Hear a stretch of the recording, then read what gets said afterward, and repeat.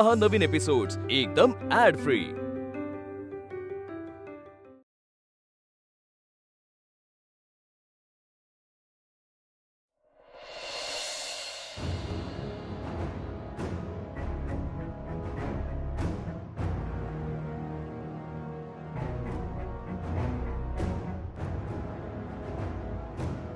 आरती ये ना, चल।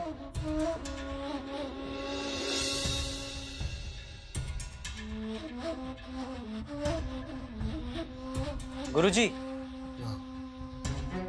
ही आरती,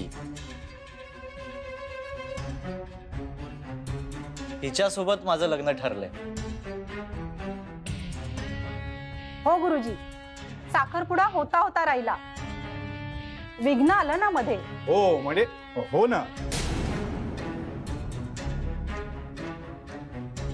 आम्ही दोघे अडकून पडलो या कार्यात। सकाळचा टाइम हा 2 पेकचा आणि अडकलोय इथे। आता तुम्ही ना छान आशीर्वाद द्या, हे लग्न लवकर पार पडू देत।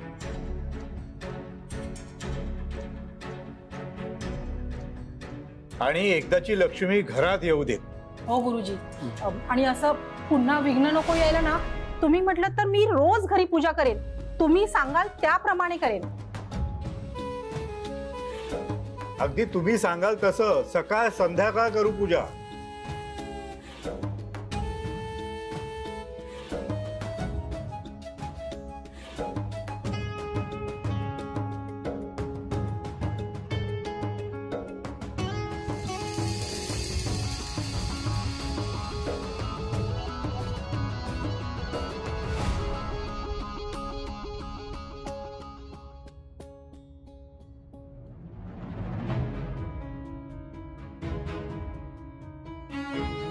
देवा, माझी आई तुझी रोज पूजा करते, तिची खूप श्रद्धा आहे तुझ्यावर, माझ्या दादाची नाही आहे। आणि माझं म्हणशील तर कन्फ्युजन आहे, कधी कधी वाटतं तू आहेस, कधी वाटतं नाही आहेस। पण देवा, तू तू खरंच असशील ना, तर मी तुझ्याकडे एकच गोष्ट मागेन। देवा, मी आरतीवर मनापासून प्रेम करतो, माझ्या विचारात माझ्या मनात काही खोट नसेल ना, तर प्लीज माझं आरतीशी लग्न होऊ दे। मी यापुढे तुझ्याकडे काहीच मागणार नाही।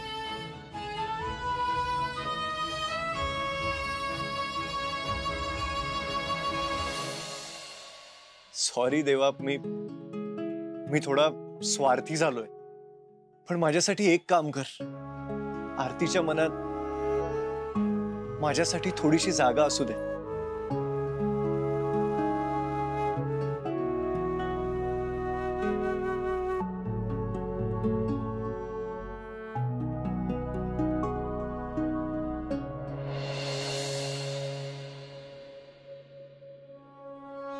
अशा प्रकारे आपली पूजा संपन्न झाली आहे। हात जोडा, डोळे बंद करा, देवाला आपल्या मनातली इच्छा सांगा, तुमची इच्छा पूर्ण हो। आयुष्यमान भव, स्वस्तिना इंद्रो वृद्धश्रवाः।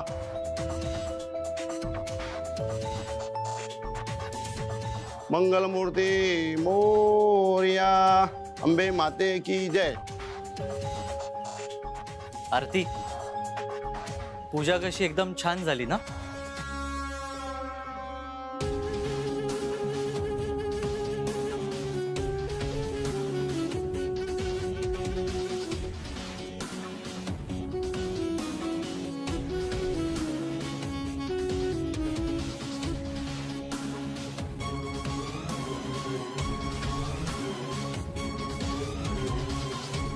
देवा, तुला काय अशक्य आहे? दान दक्षिणा मी करीन, पण ही पोरगी माझ्या खिशात टाक, म्हणजे आमचंच लग्न होऊ दे। देवा, आज तुझ्या समोर तिघेही होते, ताई, गौतम आणि विक्रांत। तुझ्यापेक्षा कोणाला जास्त ठाऊक असेल की कोणासाठी कोण योग्य आहे? तूच ताईसाठी योग्य जोडीदार निवडून दे। देवा, मी गोंधळली, मला खरंच काही कळत नाहीये, गौतम की विक्रांत। मी दोघांना दुखावलं नाहीये, कोणालाही खोटी आशा दाखवली नाहीये। आता तूच सांग मी काय करू.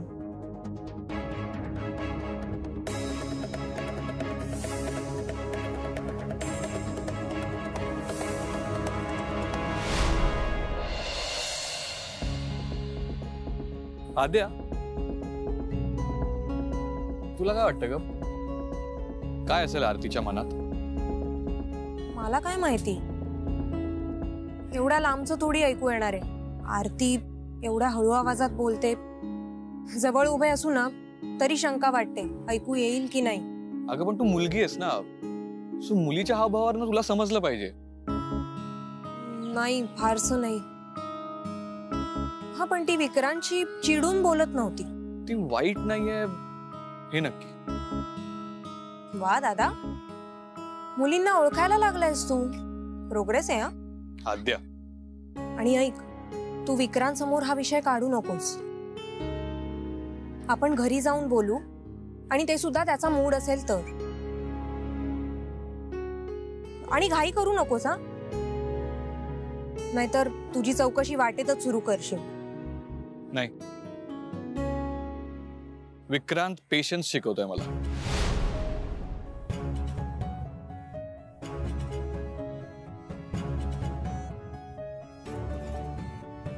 अरे विक्रांत,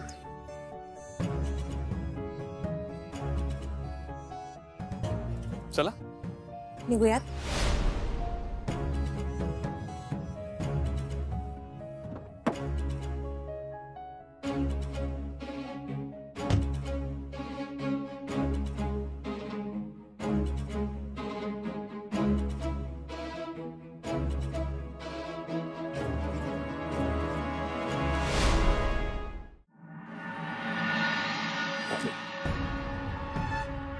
अरे बाबा, अरे तू मुलगा इकडे कशाला आला होता? कोण? अरे तो विक्रांत वानखेडे. तुझ्या होणाऱ्या बायकोशी गुलुगुलू बोलत होता, गप्पा मारत होता. हा, आला होता. कसं काय? श्रीमंत बापाचं पोर आहे ते. माजी खासदार होते, त्यांचा 2 नंबरचा मुलगा आहे.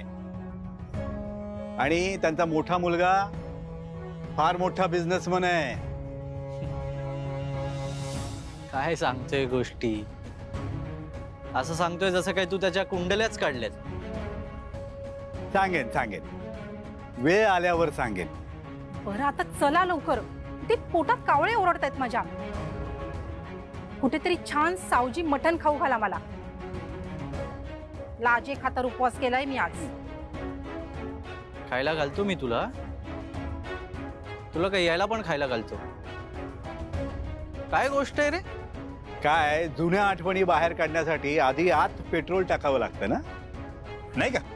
तू एक काम कर, तू बाटलीची साईज वाढव, मी माहितीची काय. पण त्याआधी मला एक सांग, तू त्या मुलीच्या मागे एवढा का लागलाय? सोन्याची कोंबडी आहे, सोन्याची. वानखेडे, करू दे ना त्याला तिच्याशी लग्न. तू फक्त पैसे कमव. काय घ्या, ज्याचं करावं भलं तो म्हणतो जाऊ दे. निघू का आम्ही, की तू सोडतोयस आम्हाला? ते सोडतो ना. आज तर सोडायलाच यावं लागेल, नाहीतर तुम्ही काय बोलून बसाल याचा नेम नाही. हा, ऐका, आपण मंदिरात आहोत. मंदिराच्या बाहेर पडेपर्यंत तरी संस्कारी आई बापासारखे वागा. चला.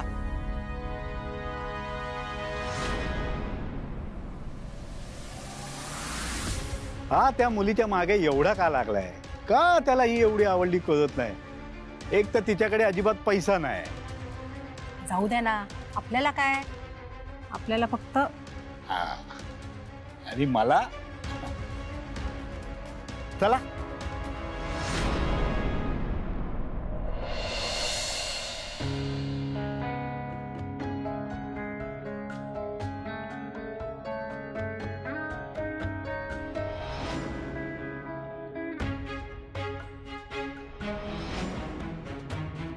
तुला किंवा तुझ्या बहिणीला त्यांनी दुखावलं असेल तर त्याच्या वतीने मी माफी मागतो. आरती, खरं तर खूप काही सांगायचं आहे ग तुला, पण आता वेळ नाहीये. All the best for your marriage. तुला कधीही काही लागलं तर feel free to connect with me. संकोच करू नकोस.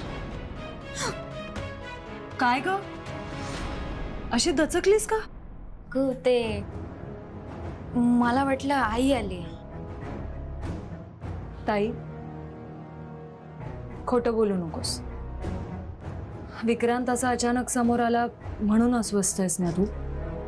हो, पण तो असं सारखा सारखा समोर का येतोय? म्हणजे हे योगायोग परत परत का घडतायत? हे बघ, माहित नाही. ते भाऊ बहीण नेमके आजच मंदिरात आले आणि आपली भेट झाली. बरं मला सांग, तुझं विक्रांतशी काही बोलणं झालं का? तो काही बोलला का तुला? हो, त्याला खूप गिल्टी वाटत होतं ग. मी चुकलो, मला माफ कर, सॉरी वगैरे म्हणाला.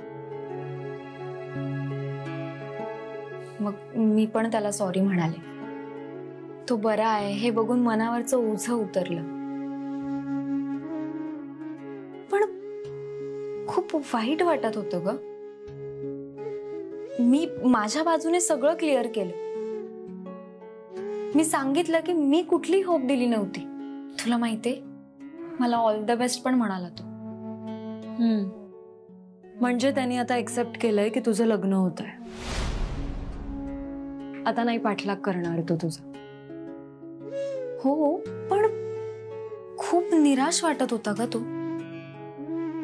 म्हणजे असं खूप काही गमावून बसल्यासारखा दिसत होता. तो खरंच इमोशनल आहे ग. मला आधी वाटायचं की त्यालाही त्याच्या भावासारखा माज आहे, पण तसा नाही वाटत तो.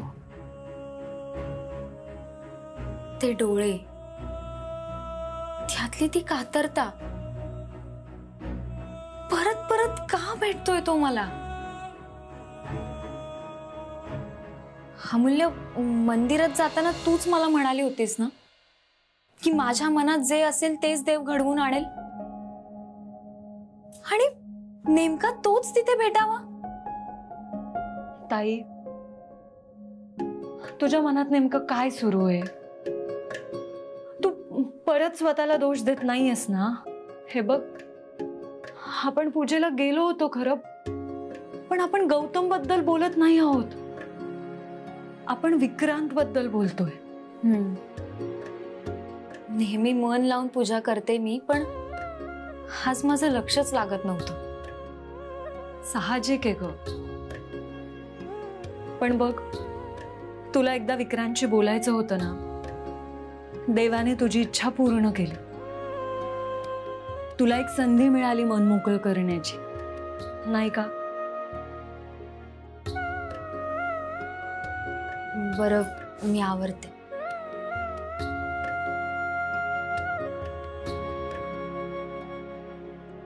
गौतमच्या आई वडिलांचं वागणं खटकत का होतं मला? जाऊ दे, हा विषय ताई समोर नको. अण्णांशीच बोलते.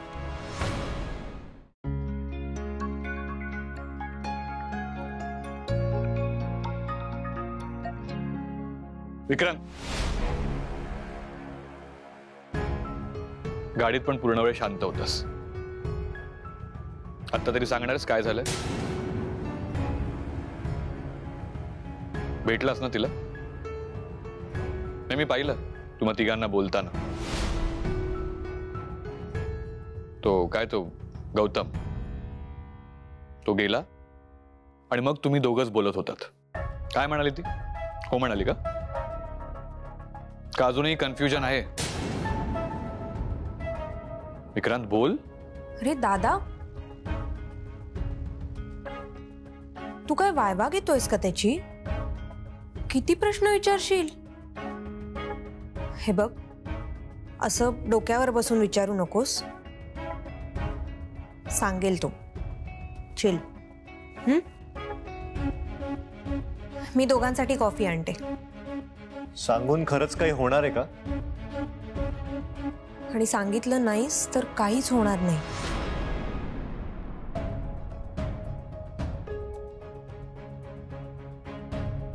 विक्रांत, अरे बोल ना तू. आधी प्रत्येक गोष्ट किती मोकळेपणाने शेअर करायचास. भेट झाली आमची, अगदी अनएक्सपेक्टेडलीच झाली.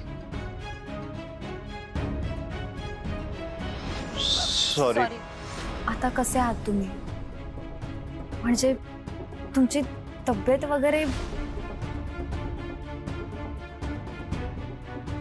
खरं तर मी तुम्हाला कुठलीही होप दिली नव्हती.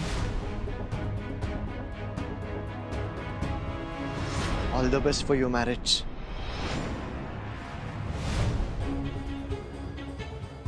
मग त्यावरती थँक्यू नाही बोलली. ती फक्त माझ्याकडे बघत होती शांतपणे. तिचे ते डोळे, त्यांना खूप काही सांगायचं होतं मला, खूप काही बोलायचं होतं माझ्याशी. खूप इमोशनल झाली होती ती, पण पुढच्या क्षणी ती पटकन वळून निघून गेली.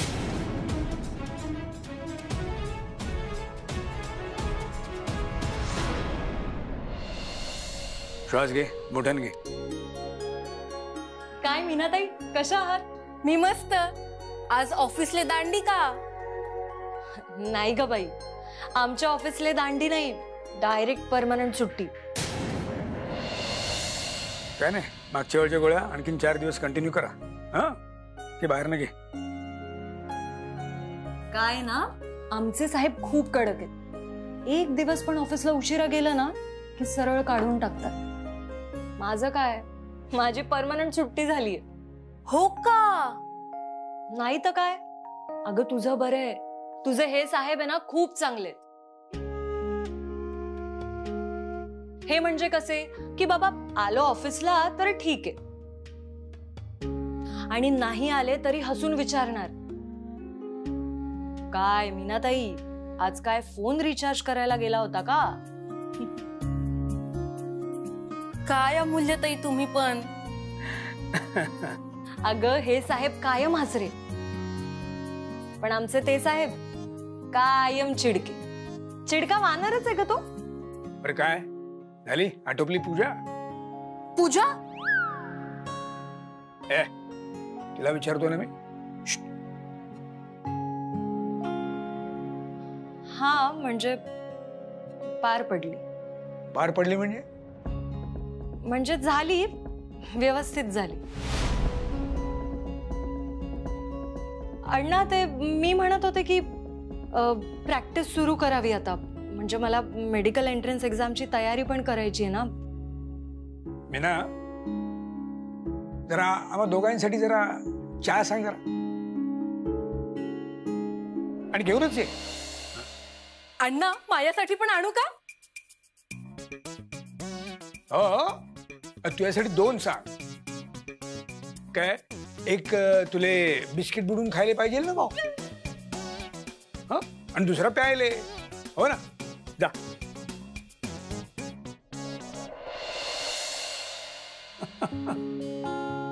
आलं माझ्या लक्षात आलं. बोल, काय बोलायचं तुला? अण्णा ते पूजेसाठी गेले होते ना मंदिरात, तर तेव्हा गौतमच्या आई वडिलांचं वागणं ना मला खूप खटकत होतं. का भांडत होते की काय सारखे? नाही, भांडत नव्हते, पण असे भांबावलेले होते. म्हणजे भटजींनी त्यांना विचारलं तुमचं गोत्र काय. बर. तर पटकन गौतमची आई म्हणाली जमदग्नी, आणि बाबा म्हणाले भारद्वाज. आता एवढी वर्ष झाली आहेत त्यांच्या लग्नाला, मग इतकी साधी गोष्ट त्यांच्या लक्षात राहू नये. त्यावर भटजी म्हणालेच त्यांना की अहो लग्नानंतर नवऱ्याचं जे गोत्र असतं तेच तुमचं गोत्र. त्यात काय एवढं, आमच्या लग्नात मला तरी कुठे आठवत होतं. मागणं बाबा बोंबलले वसिष्ठा. तसं नाही अण्णा, पण बघा ना त्या दिवशी गौतम आपल्या घरी आला होता तेव्हा तो आले होते बेटा, आता आपले जावई होणार आहेत ते. सॉरी. म्हणजे अण्णा, गौतम सांगत होते की त्यांच्या आईला हे सगळं पूजा पाठ, व्रत, उपवास या सगळ्या गोष्टी खूप आवडतात. पण अण्णा, पूजेमध्ये एकही विधी त्यांना धड माहीत नव्हता. म्हणजे असं ना, मारून मुटकून बसवल्यासारखे बसले होते पूजेला. निघताना एकमेकांशी भांडून निघाले असणार. अगं अमूल्या, सगळेच काय तुझ्या अण्णा आणि आई सारखे नसतात. पण गौतम नीट वागत होते ना? म्हणजे वाईट कोणीच वागत नव्हतं, पण ते तिघांना असं एक कुटुंब वाटत नव्हतं. म्हणजे अण्णा, आपल्याकडे कसं की तुम्हाला कुठली गोष्ट हवी असेल तर तुम्ही ती म्हणण्याच्या आत आई तुम्हाला आणून देते, आणि आईला ठसका लागला तर तुम्ही लगेच जाऊन पाणी देतात.